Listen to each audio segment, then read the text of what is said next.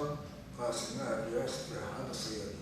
أيضا زاد سوريا تلوث بيئة خالص، لا زال تراجع للوراء المياه بنقصان النهر. الآن مستوى النهر لا يقارب عن 4 أو 5 أمتار عن منسوبه الأولي، وهذا ضرر كبير على الثروة السمكية والثروة الحيوانية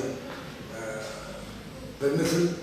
والآن النهر من حدة الشمس ورائحة الشواطئ هذه تسبب أمراض كارثية. الثروة السمكية وتأثر على الإنسان، تأثر على الإنسان، يعني تأثير كلي على كل أي حيوان غير الثروة السمكية. والآن تفريخ السمك هو هذا وقت موسم التفريخ، الواحد 6 يكمل التفريخ. الآن إصراف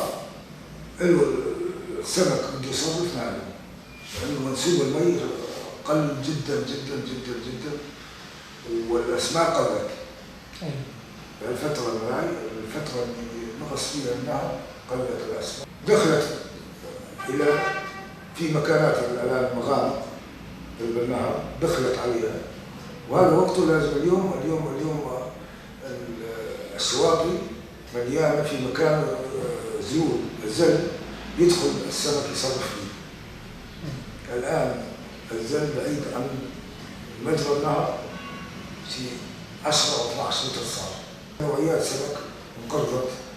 طبعا أول ما الصيد الجائر النمل البيئة الزود والنقص الفرات بفترة من الفترات راح ينقطع نهر الفرات نفس المبدأ الآن من 4 أو 5 سنين، نفس المبدأ مع المي.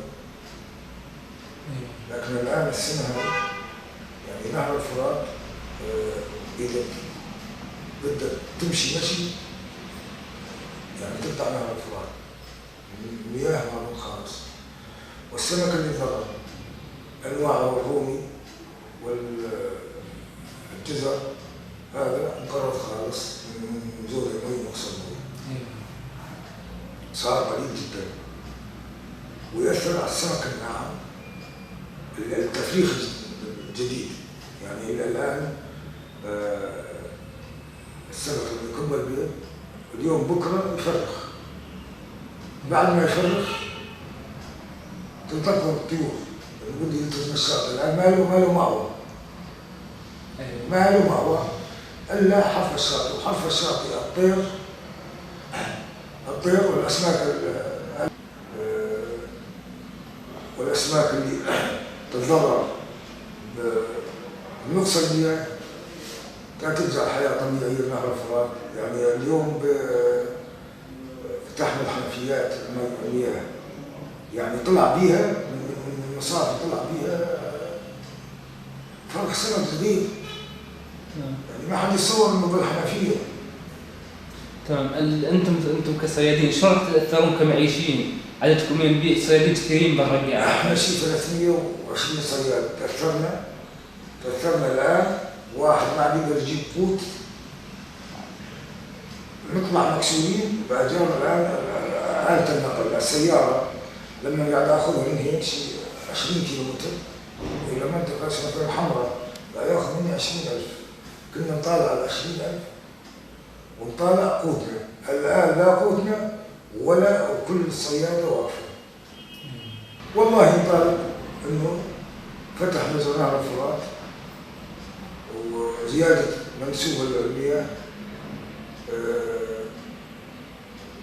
مشان تظل الثروه الحيوانيه مستمره،